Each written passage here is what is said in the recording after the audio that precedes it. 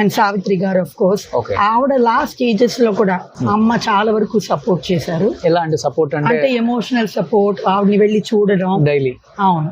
అంటే అంటే ఎలా ఉండేవాళ్ళు అసలు అమ్మ వెళ్ళినప్పుడు చెప్తుంటారు కదా సావిత్రి గారు లాస్ట్ స్టేజ్ లో ఎలా ఉన్నారు అసలు కొంచెం హెల్త్ వల్ల కష్టపడారు, బట్ బాగా సంపాదించి she had a very good property.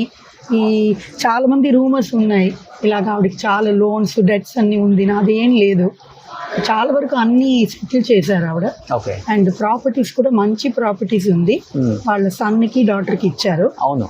వాళ్ళు అది బాగా చూసుకుంటున్నారు. ఓకే. సో ఇద్దరి మధ్య అటాచ్మెంట్ బాగుంటది అమ్మకన్నా సావిత్రి గారికి. చాలా డైలీ వెళ్తారు అమ్మ. చాలా.